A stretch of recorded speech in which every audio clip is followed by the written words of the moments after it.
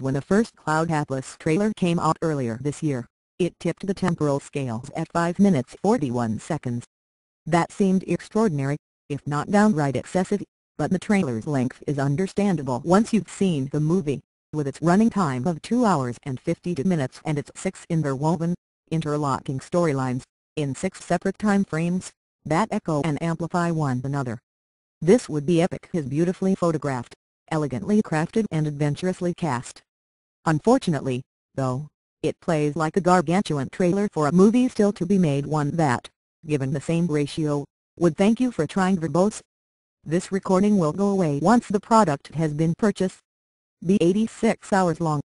Everything is connected, the film tells us, our lives, our loves, our fates.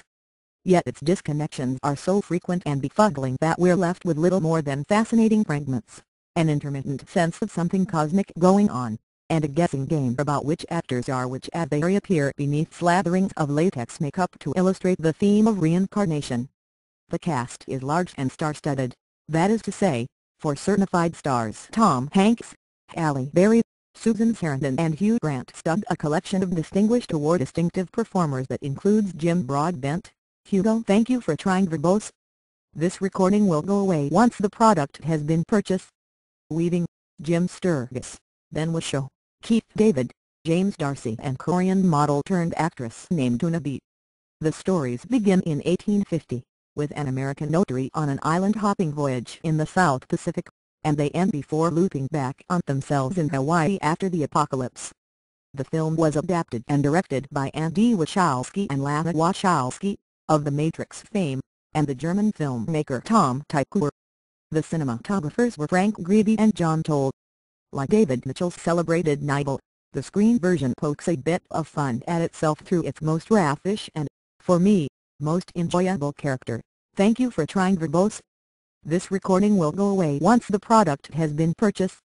Mr. Broadbent's Timothy Cavendish, an old-school editor in contemporary London. I disapprove of backflashes, foreshadowings and tricksy devices, Cavendish declares in the book, and more succinctly, in the movie. They belong in the 1980s with mass in postmodernism and chaos theory. Maybe so, but they're indispensable to the book, which, beyond its display of devices and Russian doll nests, is a cornucopia of literary styles, distinctive voices, cultural references and intricate plotting, all deployed in the service of a time-traveling story that keeps revisiting the same themes: power and predation, fall and rise, constraint and freedom. The book also serves up love. Thank you for trying verbose. This recording will go away once the product has been purchased. And reincarnation, but on a platter of literary pleasure. The movie is something else, although exactly what is tricksy to say, since the visual style ranges from glossily mundane to flat-out magnificent. Some of the actors switch genders in what comes to be a running, and distracting, stunt, and one of the book's most inventive voices, the post-apocalyptic dialect, ends up sounding like some weird plantation jive. At the very least, the screen version of Cloud Atlas is a defiant oddity. By defying dramatic conventions, it defies you to stay emotionally connected. Whenever a fragment threatens to thank you for trying verbose, this recording will go away once the product has been purchased. Come to fruition, suddenly whammo, another takes its place. The arguments for such a structure may have seemed compelling. First off, there's the special nature of the book, which its author, among many others, considered to be unfilmable. Turning it into a straight-line narrative would have been unthinkable, not to mention unwatchable. In a piece Mr. Mitchell wrote for the Journal, he expressed satisfaction with the result, which he described as a pointillised mosaic, and said the film darts from world to world at the speed of a plate spinner. Then there's the convention, which by now has become a thank you for trying verbose. This recording will go away once the product has been purchased. Tradition, of staccato cutting in popular entertainment, music videos first set a pace that keeps accelerating in a world of multitasking and prismatic viewing. Yet the result is both counterintuitive and counter-emotive. If you want the true truth, as Mr. Hanks's Venerable Zachary says in the Hawaii segment, the movie works worst as a cutting-edge entry in the media race, and best in old-fashioned ways that the movies pioneered. One sequence amounts to a Cloud Atlas anthology of chases and cliffhangers, and it plays brilliantly. Another, directed by Mr. Tykwer, turns on Timothy Cavendish staging a slapstick jailbreak. Thank you for trying verbose.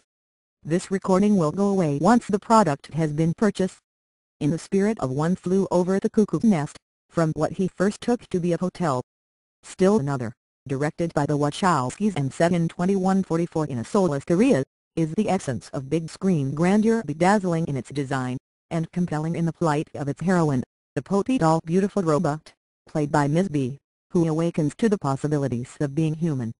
We may have seen something like that before, in Blade Runner or elsewhere, but it's good to see it again, and great to feel something deeply in the course of a long, cool-hearted spectacle. Thank you for trying verbose. This recording will go away once the product has been purchased. Julia Lockayev's spectacularly scenic and tersely dramatic second feature following the Day Night, her 2006 fiction film debut about a female terrorist, redefines the phrase in country. The country is Georgia, and Alex and Nico, played by Gail Garcia Bernal and Johnny Forstenberg, are in it for a summer backpacking trip through the Caucasus Mountains prior to getting married. They are in it so fully, dwarfed by it so completely, that many shots the director has called them her microbial shots render them and their Georgian guide, played by Bibsina Gujabids, as tiny specks traversing vast, implacable landscapes. Link here. Thank you for trying verbose.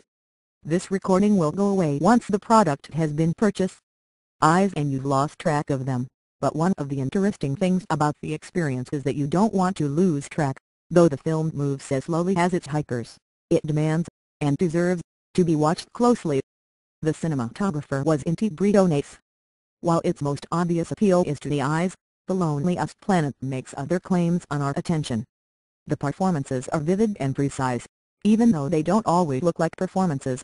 What with the daunting athletics of the hikes, Mr. Byrne